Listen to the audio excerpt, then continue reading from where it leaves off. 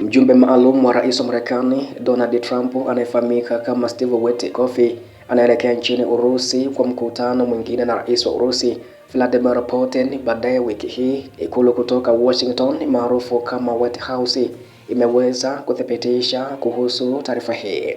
Witkoff amefanya duru nyingi za mazungumzo na maafisa wakuu kutoka nchini Urusi, ikijumuisha takriban mikutano mitatu na Putin, na anaonekana kama mmoja wa wasanifu wa maelewano kati ya Moscow na Washington wakati wa urais wa pili wa Donald Trump.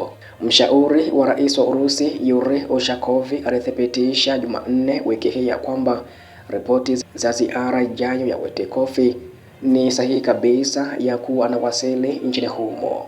Katibu wa wanahabari wa ikulu ya White House nchini Marekani anayefahamika kama Caroline Levitt aliwaambia waandishi wa habari baadaye siku hiyo ya kwamba Trump na Witkoff walitaka kila mtu ajue kuwa mazungumzo yanaendelea baina mwa nchi hizo.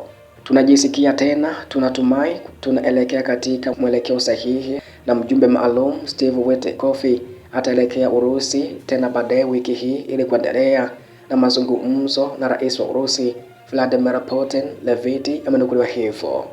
Ikulu ya White House haikutangaza mipango kamili ya safari ya Witkoff baada ya shirika la habari la Financial Times kuripoti ya kwamba angeelekea katika mkutano na maafisa wa Ulaya na Ukraine kutembelea Moscow badala yake.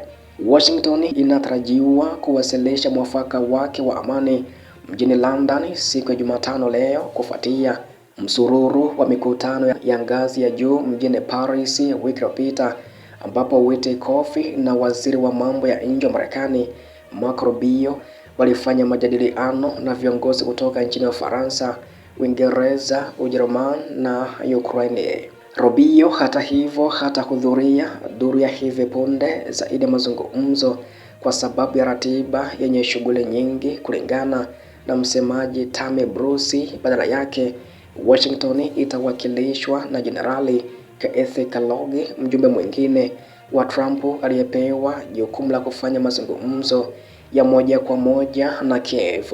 Gazeti la Washington Post liliweza kuripoti Jumanne ya kwamba mapendekezo ya Marekani yanaweza kujumuisha kutambua rasmi Crimea kama eneo la Urusi na uwezekano wa kuondoa vikwazo dhidi ya Moscow. Wakati wa pia Financial Times ilidai ya kuwa Urusi iko tayari kusitisha mapigano katika mstari wa mbele wa sasa. Msemaji wa Kremlin Bwana Dmitry Peskov hata hivyo alionya ya kwamba habari nyingi zisizo za kweli zinachapishwa sasa, ikiwa ni pamoja na machapisho yanayoheshimiwa, na kahimiza umma kutegemea vyanzo rasmi kuhusu maendeleo katika mazungumzo ya Marekani na Urusi kuhusu mzozo wa Ukraine. Urusi imesema kwamba makubaliano yoyote ya amani lazima yashughulikie sababu kuu ya mzozo huo, ikiwa ni pamoja na upanuzi wa NATO upande wa masharti na matarajio ya Kiev kujiunga na jumuiya hiyo inayoongozwa na Washington.